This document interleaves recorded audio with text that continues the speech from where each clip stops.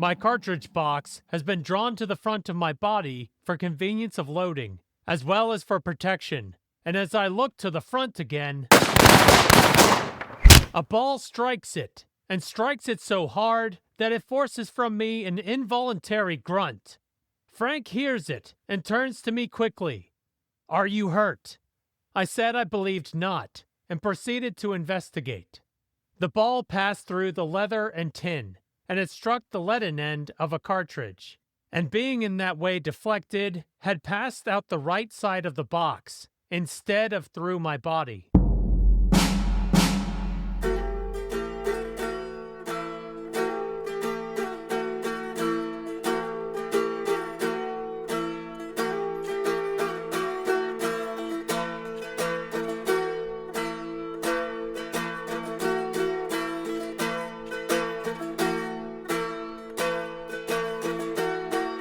Hi, my name is Bill Coughlin, and host of First Person Civil War podcast.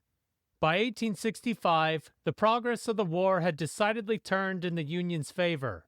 The armies that had for years fought on battlefields across Tennessee, Kentucky, Mississippi, and Georgia were now facing each other in North Carolina, and were closer to Virginia than the Western theater they were originally intended to operate.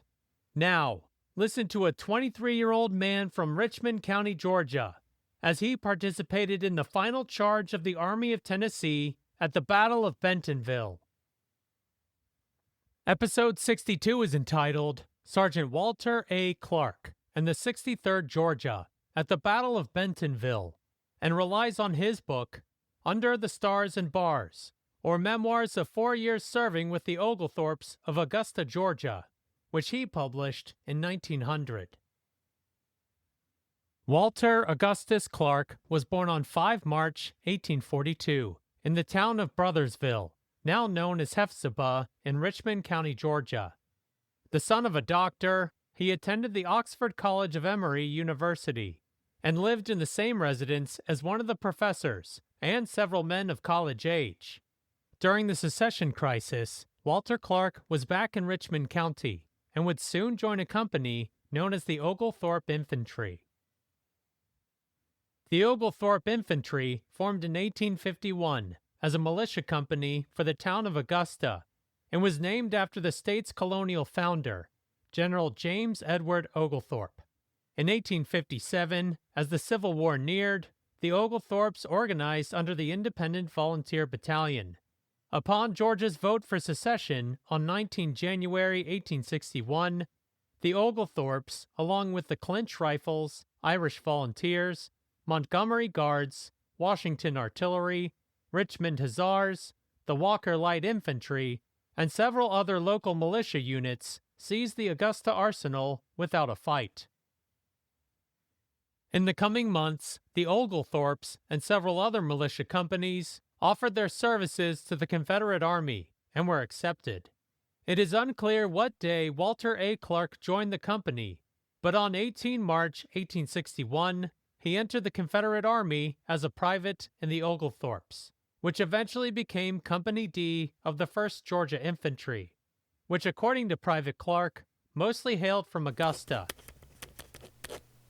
The regiment was composed of the following companies: Company A, Newman Guards; Company B, Southern Guards; Company C, Southern Right Guards; Company D, Oglethorpe Infantry; Company E, Washington Rifles; Company F, Gate City Guards; Company G, Bainbridge Independents; Company H, Dahlonega Volunteers; Company I, Walker Light Infantry; Company K, Quitman Guards.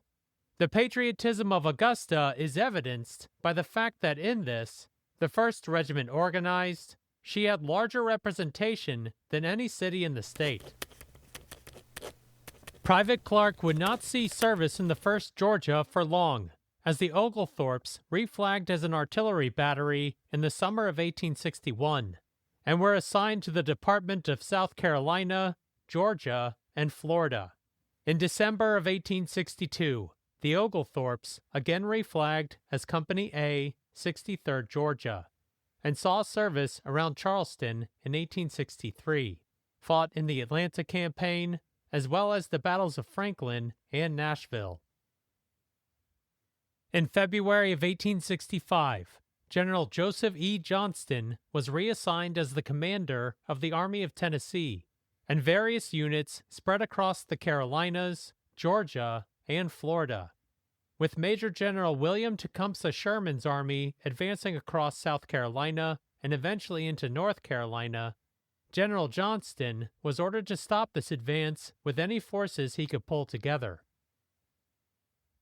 The call for troops extended across the Deep South, as now orderly Sergeant Clark and the 63rd Georgia began their movement from Tupelo, Mississippi. With their route of march passing through Augusta, Sergeant Clark was able to see family and friends. This homecoming was not a happy one, however. Unable to receive regular mail while he was on the march in Tennessee, he learned of the recent passing of his sister and father. Sergeant Clark was given 10 days to stay at home, but eventually rejoined his regiment, which continued east into South Carolina. Sometime in March, Sergeant Clark and the 63rd Georgia were in North Carolina and marched in the All-Georgia Smith's Brigade, commanded by Captain John R. Bonner, which also contained his old regiment, the 1st Georgia, in Cleburne's division, commanded by Brigadier General James A. Smith, of Cheatham's Corps, commanded by Major General William B. Bate, of the Army of Tennessee, commanded by Lieutenant General Alexander P. Stewart, with several independent commands hailing from across the South, which included men from the Army of Northern Virginia. General Johnston called this still concentrating formation the Army of the South. Even with units drawn from across the South, General Johnston was woefully outnumbered by Sherman's army, but there was an opportunity to fight one of the wings as they marched on separate roads. He wanted to strike Sherman's left wing, the 14th and 20th Corps, but required more time to prepare. He chose to meet that wing at the Battle of Aversboro on 16 March, which allowed his army to fully concentrate around the small town of Bentonville. Johnston would then have to smash Sherman's left wing before the right wing could march to its support. Though they remained on paper the 63rd Georgia, it was not the fighting force it once was, and Sergeant Clark was now third in line for command. By 10 a.m., March 19th, the day after our arrival at Bentonville, we were in line of battle, fronting a large part of Sherman's army. Our regiment, depleted by sickness and death and capture and possibly French leave as we came through Georgia, had only 100 men in its ranks. The Oglethorpes, only 19. We had no field officer, and, as I remember, only one captain, one lieutenant, and an orderly sergeant for the 10 companies. At one stage in the fight that followed, the orderly sergeant was the ranking officer in the regiment. Once he discovered an unknown Confederate force to his front on 19 March 1865, Major General Henry W. Slocum, commander of the left wing, sent his men forward, expecting only light resistance. The Battle of Bentonville had begun. Marching toward the Confederate line was Captain William N. Vorris, commander of the 88th Indiana, in the 1st Brigade, 1st Division, 14th Corps. The brigade to which my regiment belongs was immediately formed in 2 lines across the road, with orders to drive whatever was in our front. Throwing forward skirmishers, we advanced rapidly, driving the enemy out of the skirmish line of works across the coal farm to the woods beyond. But the enemy opened on us with shot and shell from a battery to our left oblique. We halted, hastily throwing together what rails, etc. we could find, keeping up a continuous fire at the enemy, who was also busy throwing up works on our front. When all was ready, with skirmishers advanced, we moved steadily forward. We found a heavy line of the enemy, evidently with the same intention as ourselves. A well-directed volley from our line drove them back to their works, from behind which we received a terrific fire. It was not long before the enemy came down on us with a force at least 4 times our number. After halting the initial Union advance, Sergeant Clark and the 63rd Georgia joined in the final charge of the Army of Tennessee.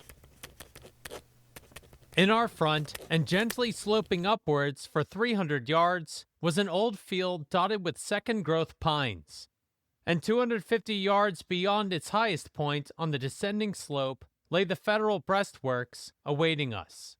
Closing in to the left as we advanced, we passed over the bodies of the enemy who had been killed in the assault, and whose faces from the exposure to the sun had turned almost black. Reaching the top of the slope, we came in view of the Federal line, and if our eyes had been closed, our ears would have given us ample evidence of that fact.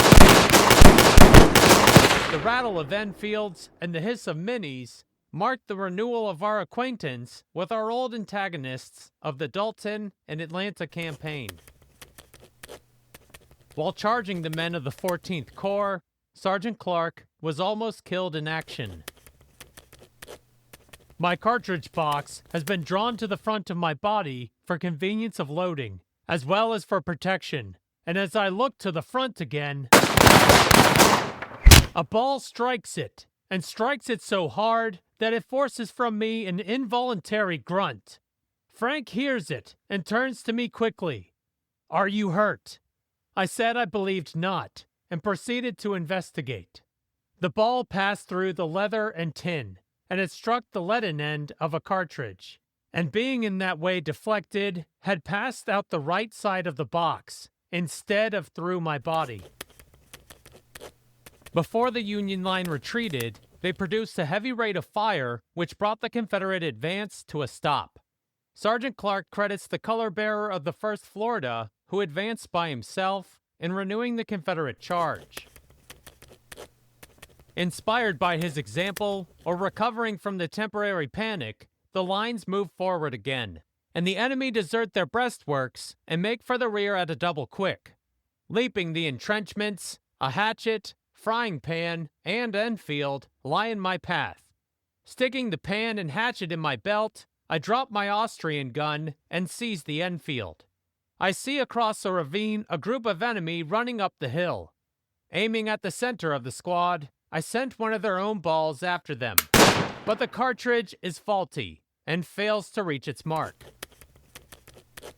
Captain Voris, the 88th Indiana, and the rest of the 1st Union line could not hold back the Confederate advance, and were forced to retreat under pressure. A continuous fire from our works brought those in our front to a stand, but a heavy column striking both of our flanks and turning them, we were compelled to withdraw, forming again in support of our battery, which position we held until dark. After breaking this line of the 14th Corps, Sergeant Clark and the 63rd Georgia had to realign with their division before renewing their advance. We pursue them for half a mile, and the disordered ranks are halted to be reformed. Captain Hanley, formerly of Cleburne's staff, calls for volunteer skirmishers, and John Kilpatrick is first to respond. Turning to me, he says, "Come on, Walter." The writer is not advertising for that sort of job, but the call is a personal one, and not caring to let the boys know how badly scared I am, I step out of the ranks. Will Dabney, though laboring under the presentiment that he would be killed that day, joins us, as do others whose names are not recalled. Deploying and advancing through the woods, we are soon in range of the minis again. Advancing further again, I find a lady's gaiter and a glass preserve dish dropped by the enemy, and probably stolen from some southern home. As the Confederates continued their advance, elements of the 14th Corps retreated southwest to their second line, but Sergeant Clark and the 63rd Georgia continued due south. where they soon found Brigadier General James S. Robinson's 3rd Brigade, 1st Division, 20th Corps, who had just been pushed back from his original works. My new line had hardly been formed when it was assailed by the enemy. He again attempted to turn my left and to force his way through the gap between the 143rd New York and the 82nd Illinois. He managed to obtain a crossfire upon my 4 right regiments, which were at this time almost destitute of breastworks, and without a connection on their right or left. But not an inch of ground was yielded. Still on the skirmish line, Sergeant Clark and the 63rd Georgia continued their advance. The line of battle follows in our wake, but before it reaches us, a ball strikes John Miller, passing directly through his body, and he turned to the color bearer and said, "Frank, I'm killed." Frank replied, "I hope not, John." The line presses on, and John lies down under the pines to die. In a little while, Frank is disabled by a wound in the side and turns the colors over to Billy Morris. The regiment reaches the position occupied by the skirmish line, and under heavy fire, we are ordered to lie down. Sam Woods and the rider seek the shelter of a large pine, and while kneeling together behind it, a mini ball passes through Sam's hand and thigh, and he limps to the rear. Brigadier General Robinson and his 3rd Brigade continue to hold their 2nd position under pressure from the Confederates. My 4 right regiments held their ground most gallantly, while the 82nd Illinois, aided by the artillery which commanded the gap and behaved very gallantly, poured a galling fire into the enemy's column to compel it to hastily withdraw. My men now collected rails and quickly built themselves a breastwork. This work had to be suspended several times, owing to the repeated attacks of the enemy. It was finally completed so far as to render it a respectable covering from the enemy's fire. But this was accomplished not a moment too soon. The enemy made at least 5 furious assaults upon the line, but in each instance was handsomely repulsed. Still assaulting the Union line, which now enjoyed artillery support, was Sergeant Clark and the 63rd Georgia. A Federal battery opens on us, and the color bearer of Olmsted's 1st Georgia Regiment is knocked 6 or 8 feet and disemboweled by a solid shot as it plows through the ranks. As the litter bearers are carrying off another wounded man from the same regiment, he begs piteously for his haversack, which has been left behind. They are under fire and refuse to halt. One of the Oglethorpes, in pity for the poor fellow, leaves the protection of his log and, running up the line, secures the haversack, takes it to him, then hastens back to his position. By nightfall, the Confederate line had advanced approximately 1 mile, and despite successfully breaking the 1st Union line, the 2nd line held firm. General Johnston was unable to defeat the left wing, and on 20 March, Major General Sherman sent the right wing towards Bentonville, while Johnston repositioned his army. On the 21st, with Sherman's right wing extending the line to the north, the Union Army attacked and came close to cutting off the Confederates' line of retreat. For Sergeant Clark and the 63rd Georgia, they did not participate in the next 2 days of fighting, and had already fired their last shots in anger on the 19th of March. The Confederates retreated from Bentonville toward Raleigh, North Carolina on the night of 21 March. General Johnston, still expecting to fight again, reorganized his army and hoped to march into Virginia, where he could combine his army with General Robert E. Lee. Sergeant Clark and the 63rd Georgia consolidated with the 1st, 54th, and 57th Georgia Infantries to form the 1st Volunteer Regiment of Georgia. The junction of the Confederate armies, however, was not to be. The Army of Northern Virginia's position around Petersburg collapsed on 2 April, and on 9 April, General Lee surrendered his army at Appomattox Courthouse. Over a series of meetings at the Bennett Place around Durham, North Carolina, General Johnston and Major General Sherman met to discuss terms for surrender. On 29 April, General Johnston surrendered the Army of the South, as well as all remaining forces in North and South Carolina, Georgia, and Florida, approximately 90,000 men, which was the largest of the war. Thank you for listening to the 62nd episode. The link to Sergeant Clark's open source book is now available on the podcast website, firstpersoncivilwarpodcast.com. On Facebook, Instagram, X, and LinkedIn this week, you will find a picture of Sergeant Clark in his later life, and the announcement I made when I recognized my mistake that Sergeant Clark was in the 63rd Georgia at the Battle of Bentonville, and not the 1st Georgia. On 6 May, Sergeant Major George N. Carpenter of the 8th Vermont provides next episode's first-person account at the Siege of Port Hudson. My name is Bill Coughlin, and thank you for listening to First Person Civil War Podcast.